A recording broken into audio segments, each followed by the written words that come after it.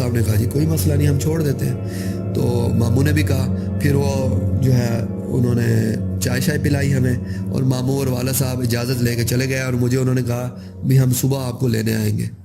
تو میں نے کہا ٹھیک ہے میں ادھر رہ جاؤں گا۔ حکیم صاحب نے کہا بھی مسعود، میرے والد صاحب کے جانے کے بعد انہوں نے دروازہ بند کیا، انہوں نے کہا مسعود عشاء پڑھ کے میں تمہارے پاس آؤں گا، تم ابھی یہاں بیٹھو، ابھی کھانا آئے گا، تم کھانا کھا کے آرام سے سکون کرو، میں عشاء پڑھ کے آؤں گا، پھر ہم بات چیت کریں گے۔ میں نے کہا ٹھیک ہے۔ میں ادھر بیٹھ گیا، عشاء ہوئی، گھر سے کھانا آیا، وہ کھانا میں نے کھایا، مجھے کچھ بھی محسوس نہیں ہوا، میں نے ڈٹ کے کھانا کھایا۔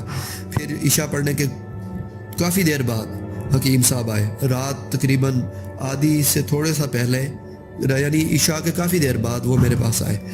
انہوں نے کہا ہاں مسعود میاں ایسا کرو تم میرے پاس آ کے بیٹھ جاؤ۔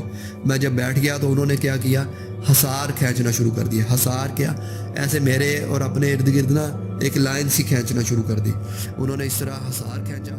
مزید سننے سے پہلے ہماری اس ویڈیو کو لائک کریں، ہمارے چینل کو سبسکرائب کریں اور بیل آئیکن پر ضرور کلک کریں تاکہ آپ کو ہماری ویڈیوز ٹائم پہ ملتی رہیں۔ کر دی انہوں نے اس طرح حصار کھینچا۔ حصار کھینچ کے انہوں نے کہا مسعود میاں اب تم بیٹھ جاؤ، اب تم بتانے کی کوشش کرو۔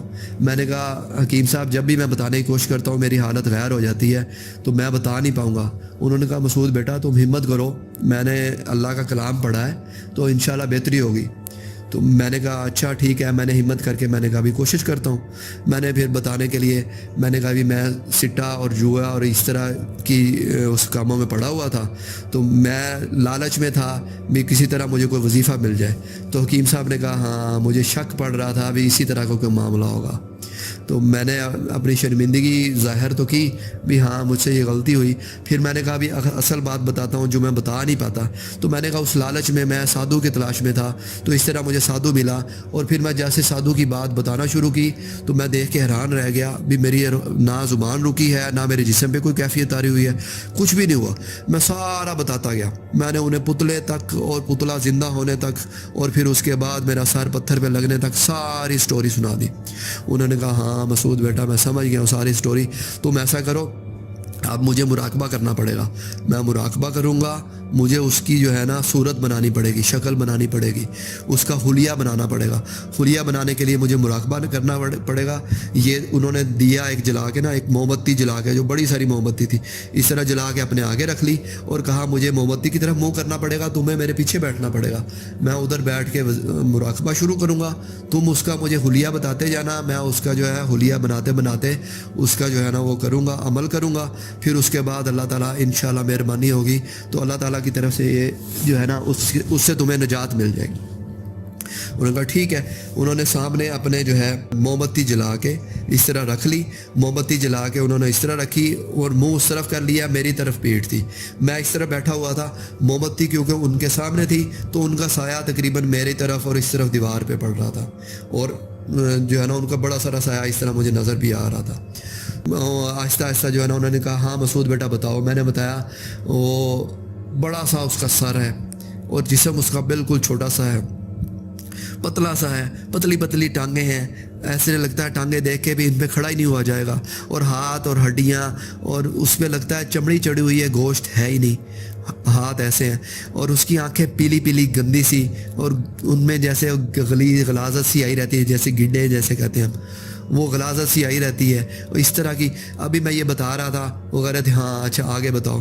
تو اسی دوران میں نے دیکھا وہ شمع کی جو موم بتی تھی اس کی روشنی میں مجھے لگا جیسے نا چھت سے کوئی چیز تار سی لٹکتی آئی جا رہی ہے، اور مکڑی نظر آ رہی تھی مجھے، چھت سے ایک مکڑی سی اترتی آ رہی ہے۔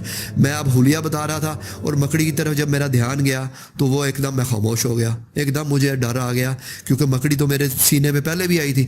میں نے دیکھا لگتا ہے یہ وہی مکڑی ہے، وہ یہاں کہاں آ گئی؟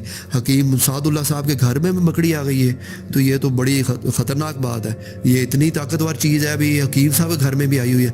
وہ میرے تو الفاظ بند ہو گئے، وہی کیفیت طاری ہو گئی جو مجھ پہ پہلے طاری ہوتی تھی، میں بول نہیں پا رہا تھا۔ حکیم صاحب کہتے ہیں مسعود بیٹا رکو نا، میں مراقبے میں ہوں، میں اس کا حلیہ بنا رہا ہوں، تم مجھے اس کا بتاتے جاؤ، حلیہ بتاتے جاؤ، میں اس کی تصویر بناتے جا رہا ہوں، جیسے تصویر کمپلیٹ ہوگی پھر میں اس کا وظیفہ کروں گا، تمہاری جان چھوٹ جائے گی۔ تو ابھی میں نے پھر کوشش کی میں بتاؤں اس کا حلیہ۔ لیکن وہ مکڑی کو دیکھ کے میری حواس ہی گم ہو گئے. وہ آہستہ آہستہ سب مکڑی میرے اور حکیم صاحب کے بالکل درمیان میں نیچے آ کے میرے منہ کے قریب آ گئی. اور وہی مکڑی اتنی بڑی ہاتھ جتنی مکڑی اور سر سادو کا اور سرخ اور پیلی پیلی گندی گندی آنکھوں سے مجھے گھور رہا تھا. وہ ایسے کر کے اس نے ہچکولا لے کے ایک دم میرے سر پہ آگے بیٹھ گیا. میرا جسم ایسے سن ہو گیا, مجھ سے ہلا بھی نہیں جا رہا تھا. پہلے تو میں بول بھی پا رہا تھا, سارا کچھ کیا جا رہا تھا, لیکن اب میں بالکل کچھ نہیں کر پا رہا تھا. حکیم صاحب کی آواز آئی, مسعود بیٹا خاموش نہ رہو, میں پیچھے مڑ کے نہیں دیکھ سکتا, میں اس کا جو ہے حلیہ بنا رہا ہوں, تو میں ایک عمل کر رہا ہوں, اس لیے تم خاموش نہ ہو, بتاتے جاؤ. میں کہاں بتا سکتا تھا, وہ میرے سر پہ آ کے مجھ پہ قابض ہو چکا تھا. میں ایک دم اٹھا, میں نہیں اٹھا تھا, یہ جان بوجھ کے مجھے اٹھایا جا رہا تھا. وہ سادھو مجھے کنٹرول کر رہا تھا. میں نہ چاہتے بھی اٹھ کے کھڑا ہو گیا. میں نے اٹھ کے کھڑے ہو کے دائیں بائیں دیکھا, اور مجھے کونے میں ایک پتل کا جو ہے بڑا سارا گملہ جس میں پھول سے رکھے ہوتے ہیں خوبصورتی کے لیے, اس طرح کا ایک بڑا سا گملہ پڑا ہوا تھا. میرے ہاتھ اس طرف, میرا جسم اس طرف چل پڑا, میں اس طرف چل پڑا. نہ چاہتے ہوئے جا کے میں نے وہ گلدان اٹھا لیا. حکیم صاحب کی پھر آواز آئی, اس دفعہ ان کی آواز غصے میں آئی تھی, مسعود میاں بتاتے کیوں نہیں, میرا عمل کیوں خراب کر رہے ہو؟ میں ادھر عمل کر رہا ہوں, مراقبہ کر رہا ہوں, اس کا حلیہ بنا رہا ہوں, تم مجھے بتاؤ آگے. ان کی آواز میں غصہ تھا, لیکن ان کی آواز کو میں پرواہ کیے بغیر میں نے گلدان اٹھایا, جو کہ میں نہیں اٹھا رہا تھا. نہ چاہتے ہوئے بھی میں نے گلدان اٹھایا اور میں واپس چل پڑا حکیم صاحب کی طرف. حکیم صاحب نے جب دیکھا بھی اتنی ساری آوازوں کے باوجود میں مسعود جواب نہیں دے رہا, تو انہوں نے جو ہے ایسے پلٹ کے کہا, مسعود بیٹا کیوں نہیں جواب دے رہے؟ اسی دوران میں نے نہ چاہتے ہوئے پیتل کا بڑا سارا گلدان اٹھا کے ان کے سر کا نشانہ لیا, اور سر کے نشانہ لے کے ان کے سر پہ مارا زور سے. اسی دوران وہ غصے میں مڑ کے مجھے کہہ رہے تھے, مسعود بیٹا کیوں نہیں جواب دے رہے؟ وہ مڑے تھے اور میں نے سر پہ ان کے مار دیا گلدان, لیکن ان کے مڑنے کی وجہ سے سر سے نشانہ خطا ہوا اور ان کے کندھے پہ لگا, کڑک کی آواز آئی اور ہڈی کے ٹوٹنے کی آواز آئی, اور ساتھ ہی ان کے چیخنے کی آواز آئی. ان کی چیخ نکلی زور سے. میں نے دیکھا, میں نے کہا بھی یہ کیا میں کر رہا ہوں؟ میں نے کوشش کی بھی یہ میں نہ کروں, لیکن یہ کیا, میں نہ چاہتے ہوئے میں نے گلدان دوبارہ اپنے سر سے دوبارہ اوپر اٹھایا اور دوبارہ ان کے سر پہ مارنے کی کوشش کی. میں نے جب دوبارہ ان کے سر پہ مارنے کی کوشش کی, انہوں نے دیکھا بھی ان کے سر پہ پیتل کا گلدان آ رہا ہے, تو انہوں نے اپنا سر بچانے کے لیے ہاتھ ایسے کر دیا, بازو ایسے کر دیا. جیسے انہوں نے بازو ایسے کیے, زور سے گلدان ان کے بازو پہ لگا, اور کڑک کی آواز سے ان کا بازو ایسے وی کی شکل میں آ گیا, اور ان کے بازو کی ہڈیاں ٹوٹ گئیں. اور پھر ان کی چیخ, دوبارہ بہت زیادہ چیخ کی آواز آئی.